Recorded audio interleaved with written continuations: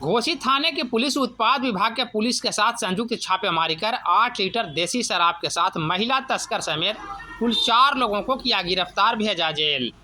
मामले की जानकारी देते हुए घोसी थाना अध्यक्ष भावेश मंडल ने बताया कि उत्पाद विभाग की पुलिस के साथ स्थानीय पुलिस संयुक्त रूप से छापेमारी करते हुए गोपालगंज महादली टोला से 8 लीटर देसी शराब के साथ महिला तस्कर अंजू देवी को मौके से गिरफ्तार किया।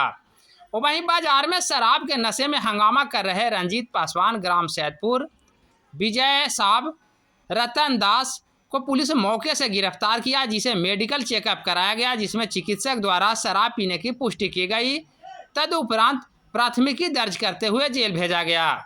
बता दें कि पुलिस के लगातार छापेमारी से शराब कारोबारियों में हड़कंप व्याप्त है और पुलिस लगातार चिन्हित कर शराब माफियाओं के विरुद्ध लगातार छापेमारी अभियान में जुटी है।